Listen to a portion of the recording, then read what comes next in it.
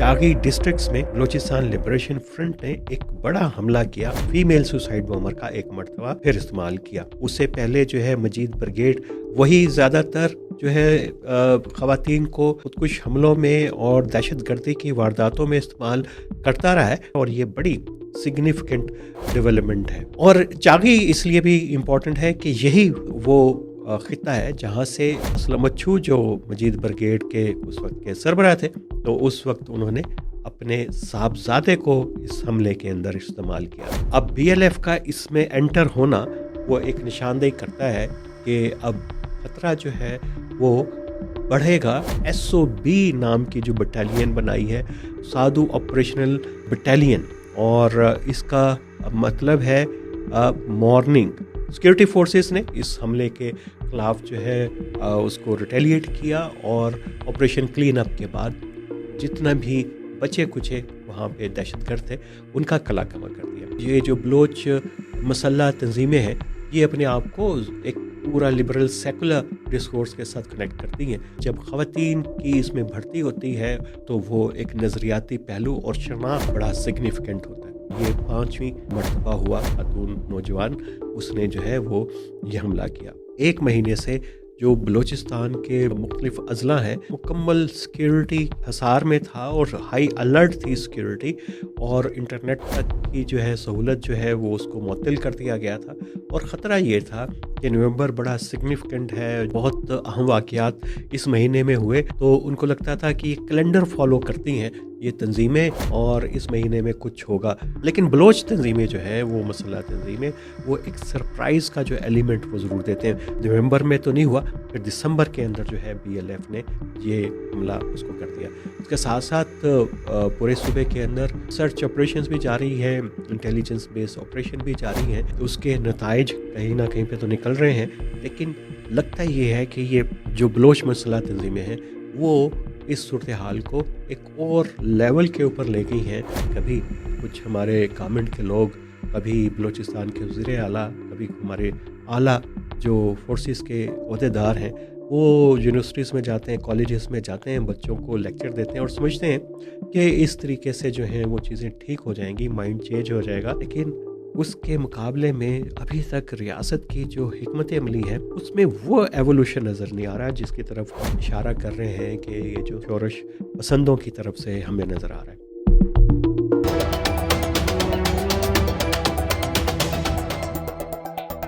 Narratives with Aamir Rana में खुश आमदीद। और आज हम बात करेंगे बलूचिस्तान में सिक्योरिटी की सूरत हाल के हवाले से, क्योंकि चागी डिस्ट्रिक्ट्स में बलूचिस्तान लिबरेशन फ्रंट ने एक बड़ा हमला किया जहां पे उसने फीमेल सुसाइड बॉम्बर का एक मरतबा फिर इस्तेमाल किया। BLF की तरफ से तो ये पहली फीमेल सुसाइड बॉम्बर थी।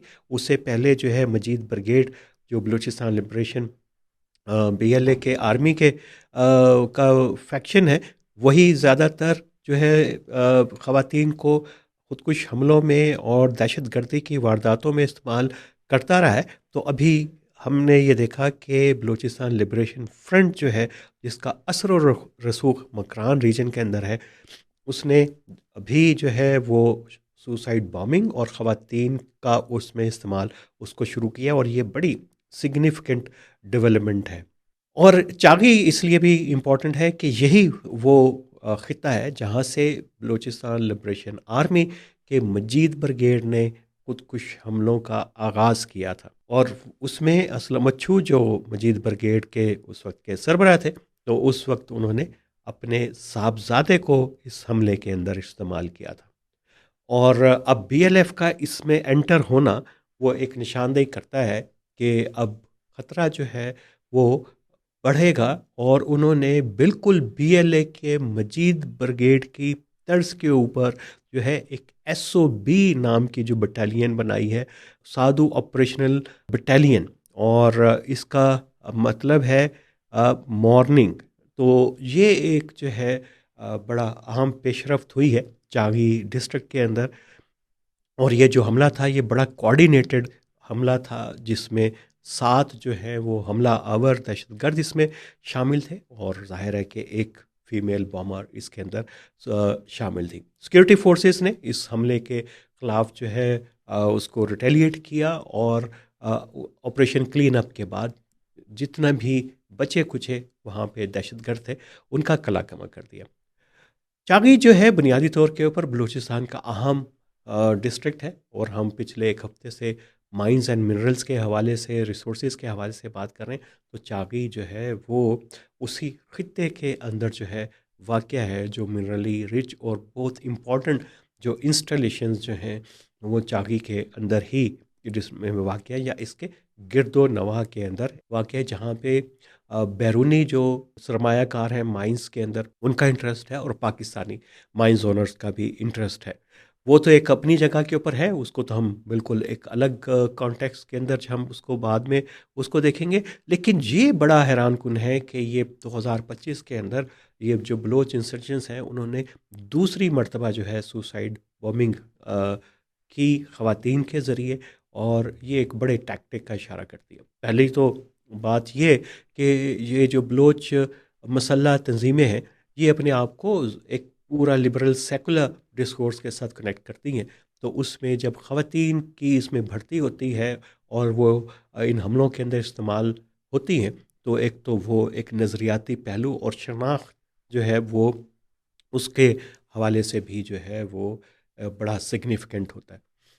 अभी तक ये हमने नहीं देखा कि ख़वातीन जो है उन्होंने लीड भी किया ऑपरेशंस को।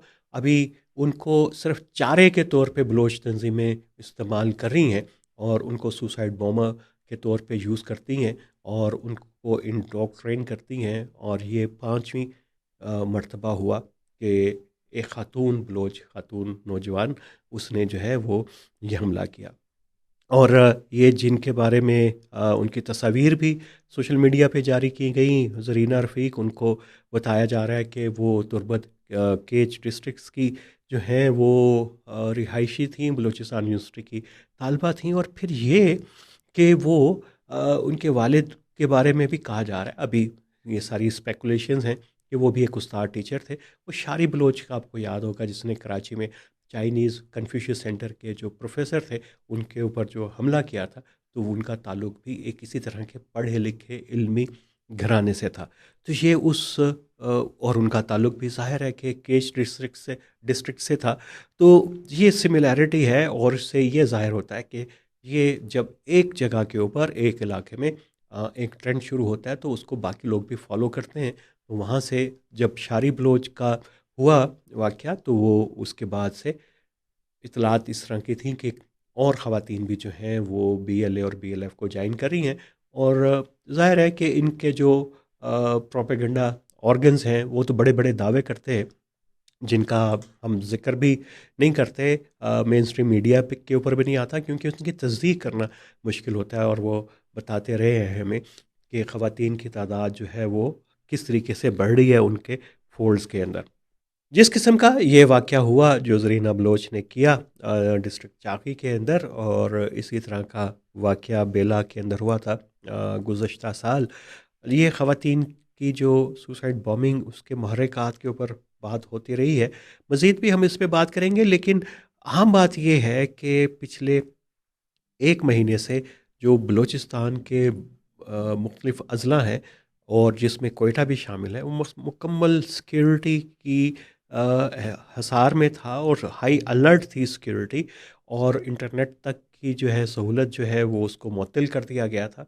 और ख़तरा ये था कि नवंबर बड़ा सिग्निफिकेंट है, जो वायलेंट बलोच तंजीमें हैं नॉन वायलेंट जो शोधा के तौर के ऊपर और बहुत अहम वाक़यात इस महीने में हुए। तो उनको लगता था कि ये कैलेंडर फॉलो करती हैं ये तंजीमें और इस महीने में कुछ होगा, और अगस्त को भी इसी तनाजुर के अंदर देखा जाता है।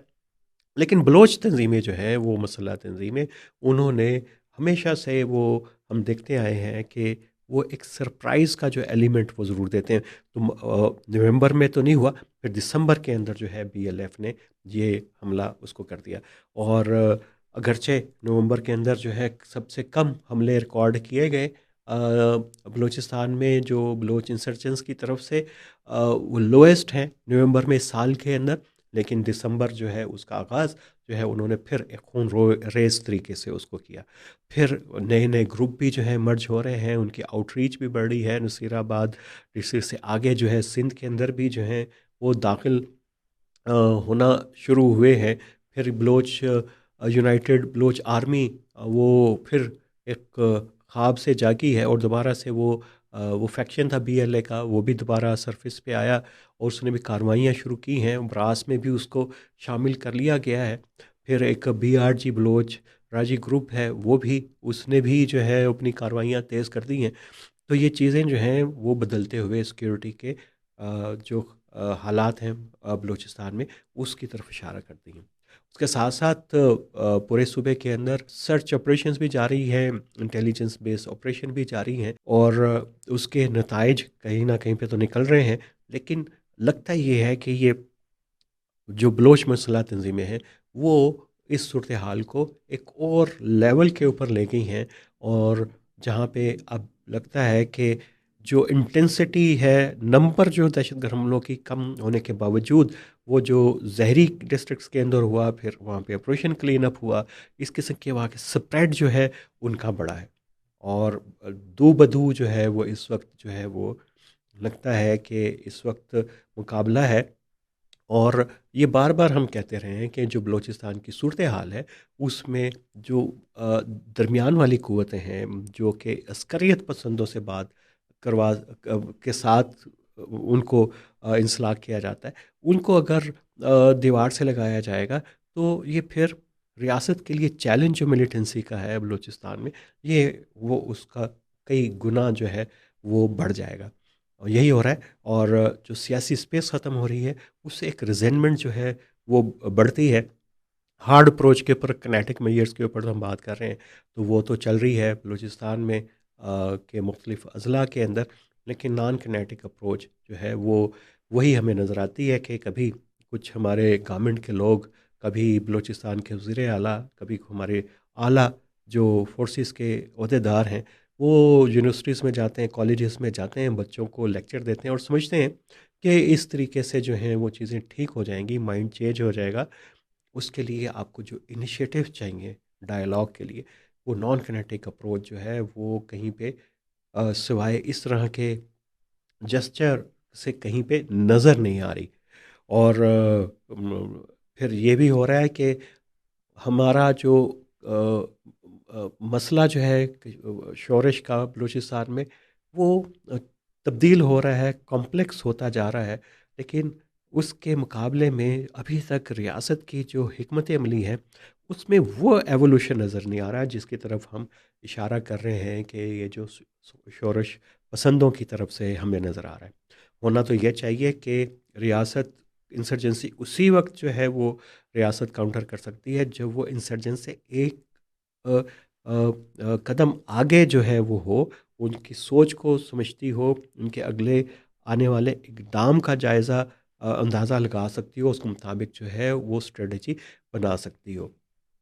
बहरहाल बलूचिस्तान की सूरत हाल में अभी वहाँ पे सियासी चैलेंज है, सिक्योरिटी का चैलेंज है। और हमारी उम्मीदें बलूचिस्तान के ऊपर लगी हुई हैं कि वो माइंस एंड मिनरल्स का एक जो बड़ा ख़जाना है वो पाकिस्तान की तकदीर को बदलेगा। यकीनन बलूचिस्तान की भी अगर ये हालात ऐसे रहे तो ये चीज़ें जो हैं मुश्किल तरीन होती रह जाएंगी। तो आज के लिए इतना ही। और हम आपको बताते रहेंगे कि जो सिक्योरिटी की सूरत हाल है और जो पाकिस्तान के चैलेंजेस जो हैं कहाँ पे बढ़ रहे हैं, कहाँ पे मौसर हैं, कहाँ पे कम हो रहे हैं, कहाँ पे हिकमत अमली कामयाब हो रही है। तो आज के लिए इतना ही। और अगर आपने हमारे चैनल को सब्सक्राइब नहीं किया तो आज ही इसे सब्सक्राइब कर लीजिए।